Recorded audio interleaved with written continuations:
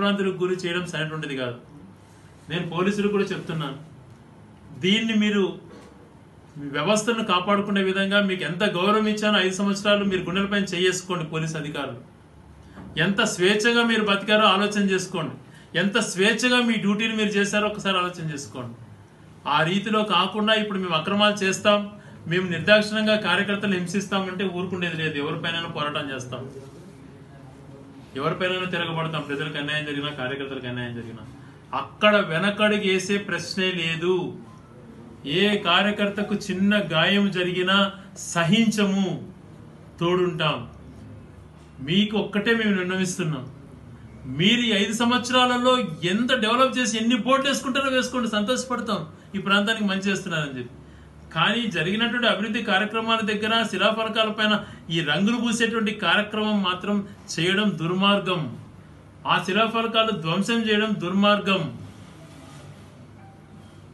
Media మిత్రుల ద్వారా అధికారులకు ఆర్డీఓ గారి దగ్గర నుంచి, తహసీల్దార్ దగ్గర నుంచి, ఎండిఓ దగ్గర నుంచి కలెక్టర్ గారి వరకు నేను విన్నవిస్తున్నా. కలెక్టర్ గారిని కూడా కలిసి నేను రిప్రజెంటేషన్ ఇస్తాను. ఈ రకంగా శిలాఫలకాలు పాల్గొట్టించడం ఎంతవరకు సమంజసమో, గత 5 సంవత్సరాలు మేము అధికారంలో ఉన్నప్పుడు ప్రోటోకాల్ ప్రకారం వేయకపోయిన శిలాఫలకాల జోలికి కూడా మేము వెళ్ళలేదు అన్నటువంటిది గమనించుకోండి. కొత్త సంస్కృతి సాంప్రదాయాలు అలవాటు చేయకండి. ఇది వెంటనే అధికారులు చర్యలు చేపట్టాలని, అదే రకంగా అక్రమ కేసులు పెడుతున్నటువంటి పోలీసు అధికారులు కూడా వాళ్ళ యొక్క నైజం మార్చుకోవాలి. ఆ విషయం పైన కూడా ఈరోజు గౌరవ ఎస్పీ గారిని కలిసి ఖచ్చితంగా ఇది సరైనటువంటిది, ఎక్కడైతే అన్యాయం జరుగుతుందో, ఎక్కడైతే మా వాళ్ళకి న్యాయం జరగలేదో దానిపైన వివరిస్తాను. భవిష్యత్తులో పోరాటాలు అంటుండేది మాకు కొత్త కాదు. అలా అని చెప్పి కార్యకర్తలను హింసిస్తుంటే చూసి ఉండలేం. మేము ఎక్కడైనా తప్పులు చేసినంటే మీరు చర్యలు చేపట్టుకోండి, మీ చేతిలో అధికారం ఉంది. కానీ ఊరికి భయభ్రాంతులకు గురి చేస్తామంటే ఏ ఒక్కరు భయపడి కూర్చుండే వాళ్ళు ఎవరు లేము. అందరం ఒక తాటిపైకి వస్తాం. ఒక వారం కాల 6 రోజులే అయింది, కానీ మాలో ఏ స్ఫూర్తి కానీ ఏ ఇది కానీ తగ్గదు. మా ప్రేమ, మా నాయకుడి పైన ప్రేమ, మా పార్టీ పైన ప్రేమ అణువున ఉంటుంది. సచ్చేంత వరకు మా ప్రేమ వైఎస్ కుటుంబం పైన, వైఎస్ జగన్ పైన ఉంటుంది. అదే రీతిలో వైఎస్ఆర్సీపీ అన్నటువంటిది మా గుండె కొట్టుకుంటుంది. ఇలాగే కొనసాగుతాం, ఇలాగే పార్టీకి తోడుంటాం. తిరిగి పుంజుకొని తిరిగి వైఎస్ఆర్సీపీ జెండా ఎగరేసేంత వరకు ప్రతి నిమిషము కూడా కష్టపడతామని చెప్పి కూడా మీ ద్వారా తెలియజేసుకుంటున్నాను. లెక్క పెట్టద్దు. తప్పు చేసి ఉండిండే, రూల్స్కి విరుద్ధంగా ఉండింటే ఏదైనా కూడా తీసేసుకోండి, మేమే సహకరిస్తాం. మీరు తప్పు ఉందని చెప్తే మీరు కూడా లాక్కోవాల్సిన అవసరం లే. ఒకవేళ మా కార్యకర్తలు ఉంటే వాళ్ళు ఇవ్వకపోయినా మీరు హ్యాండ్ ఓవర్ చేసుకోండి, మేము కూడా రిక్వెస్ట్ చేసుకుంటాం. మా కార్యకర్తలను స్వయంగా మావేమన్నా ఉంటే మేమే హ్యాండ్ ఓవర్ చేసేస్తాం. ఇంత ధైర్యంగా కదా ఎవరు చెప్పిండారేమో, ఎందుకంటే మేము తప్పు చేయలేదు కాబట్టి ధైర్యంగా చెప్తున్నాం.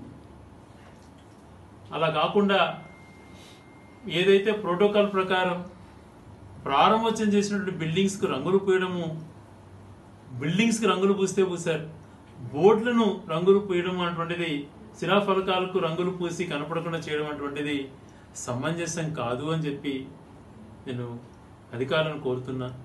జిల్లా కలెక్టర్ గారు స్పందించి దీనిపైన చర్యలు తీసుకోవాలని చెప్పి పత్రిక విలేకరుల ద్వారా తెలియజేస్తున్నా. సిబ్బ్యాలలో సచివాలయ భవనాలకు, ఆర్బీకే భవనాలను, హెల్త్ సెంటర్లు నిర్దాక్షిణంగా ఆ శిలాఫలకాలు ఏం చేస్తే దాన్ని పగలగొట్టితే ఏం ఆనందం వస్తుంది? అది అధికారంలో మేము ఉన్నప్పుడు, మా మాట చెల్లుబాటు అయినప్పుడు అధికారులను ఒత్తిడి చేసి మా కార్యకర్తలు నష్టపోయినా బిల్డింగ్స్ కట్టించాం. అది పర్మనెంట్గా ప్రజలకు ఉపయోగపడాలి ఆ వ్యవస్థ అని చెప్పి ఆలోచన చేశాం. ఆ బిల్డింగ్స్ కట్టారు కాబట్టి 50,000 రోడ్లు వేయకుండానే బోర్డు పెట్టుకునే పరిస్థితులు ఎన్నో చోట్ల చూసాం. మేము ఎప్పుడు అటు చేయలేదు. ఆ చిన్న వాటికి పెట్టి ఒక మంచిది ఉపయోగకరంగా ఉన్నప్పుడు, ప్రజలకు ఉపయోగపడేటువంటి బిల్డింగ్ ప్రభుత్వంలో జరిగినప్పుడు దానికి శిలాఫలకాలు వేస్తే దాన్ని ఈ రకంగా పోయి పెయింట్లు పూయడము, శిలాఫలకాలకు పెయింట్లు పోవడం అన్నటువంటిది ఎంతవరకు సమంజసం? ఒకవేళ కార్యాలయాలు, సచివాలయాలకు కానీ గవర్నమెంట్ బిల్డింగ్లకు కానీ వైఎస్ఆర్సీపీ కలర్గా మీకు కనిపించినప్పుడు మీరు ఏ కలర్ అయినా వేసుకోండి, మాకు అబ్జెక్షన్ లేదు. శిలాఫలకాలు పగలగొట్టడం, శిలాఫలకాల పైన రంగులు పూయటం ప్రజాస్వామ్యంలో సరైనటువంటిది కాదు అని చెప్పి ఇటు ప్రజాప్రతినిధులకు అలాగే అధికారులకు కూడా నేను చెప్తున్నాను. మ్యాండేట్ ఎప్పుడు ఎవరికి ఒకటే సైడ్ ఉండదు. ప్రజాభిప్రాయాన్ని గౌరవించడం నేర్చుకోవాలి. నేను ఈరోజు ఒక మాట చెప్పా, మీరు ఆరోపణలు చేశారు కదా వైసీపీలు అక్రమాలు చేశారు అవి అని చెప్పి. మీ చేతిలో ఉన్న అక్రమాలు చేసి ఉండి ఎవరన్నా ప్రభుత్వ భూములు కానీ ప్రైవేట్కి సంబంధించిన న్యాయంగా ఉన్నటువంటి భూములు ఎవరన్నా తీసుకున్నా కానీ మీరు వెరిఫై చేసుకొని రికార్డ్స్ మీకు పక్కాగా ఉన్నాయని అధికారులు తెలిస్తే మీరు తీసేసుకోండి. ఒక్క నిమిషం కూడా ఆలోచన చేసుకోవాలి. అలా దౌర్జన్యంగా కాదు, మీకు దాంట్లో న్యాయం ఉంటే. లేదు ఎవరిదైనా మేము ప్రైవేట్ భూములను అక్రమంగా గవర్నమెంట్కి ఇచ్చినాము, సెక్రటేరియట్గా మన స్టేడియంకి కానీ జిల్లా పరిషత్కి కానీ లేకపోతే నారాయణ గారిపల్లి లేఅవుట్లో కానీ నగరవనం కానీ కలెక్టరేట్ కానీ ఇప్పుడు కడుతున్నటువంటి కలెక్టర్ బంగ్లా స్టేట్ గెస్ట్ ఇలాంటివి ఏదన్నా కూడా శిల్పారామం కానీ ఇలాంటివి ఏదన్నా కూడా మేము బలవంతంగా ఎవరిదన్నా చేసినంటే కూడా మీరు డాక్యుమెంట్స్ ప్రొవైడ్ చేసి మేము తప్పు చేసినంటే అది కూడా గవర్నమెంట్కి విరమించుకొని మీరు వెనక్కి తీసుకోండి, మాకు బాధ లేదు. ఎంతకన్నా ఎవరు చెప్పలేరు కదా రాజకీయ నాయకుడు.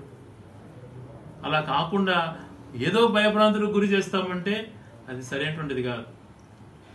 60 సంవత్సరాల నుంచి రాజకీయ చరిత్ర ఉన్నటువంటి కుటుంబం నుంచి పుట్టిన వాడిని, ఇంతకన్నా 10 కష్టాలు ప్రతిపక్షంలో మోసినటువంటి వాళ్ళం. ఇది కొత్త కాదు. దీన్ని ధైర్యంగా ఎదుర్కొనేటువంటి ధైర్యాన్ని దేవుడిచ్చాడు, శక్తినిచ్చాడు. 2 కాళ్ళు అరిగిపోయేంత నడిచాము గడప గడపలో భాగంగా 3 సంవత్సరాలు. ప్రతి ఏలు కాయ కాసినటువంటిది నిన్న చూసుకున్నా నేను. ఆ కష్టం ఆ శక్తి ఇచ్చినటువంటి భగవంతుడు ఈ 5 ఏళ్ళు ఓర్పుగా ప్రజలకు తోడున్నటువంటి ధైర్యాన్ని ఇవ్వడని నేను అనుకోను. ఆ భగవంతుడు ఖచ్చితంగా ఆ శక్తిని నాకు ఇస్తాడు, ఆ ఆరోగ్యాన్ని నాకు ఇస్తాడు. అంతకు 10 ఇంతకుముందు కష్టపడిన దానికన్నా 10 కష్టపడేటువంటి స్ఫూర్తి నాకుంది. కష్టపడతాను, ప్రజలకు అండగా ఉంటాను, ప్రతి కార్యకర్తకు తోడుగా ఉంటాను. నిజాయితీగా నిక్కచ్చిగా కొంతమందికి ఫోన్లలో బెదిరింపులు చేస్తున్నారు. తప్పు చేయకపోయినా తప్పు చేసిన వాళ్ళు, దాడి చేసిన వాళ్ళపైన కేసులు పెట్టుకోవడం బాధ లేదు. చేయని వాళ్ళపైన కూడా పేర్లు విరికించి పోలీస్ స్టేషన్లలో పెట్టించడం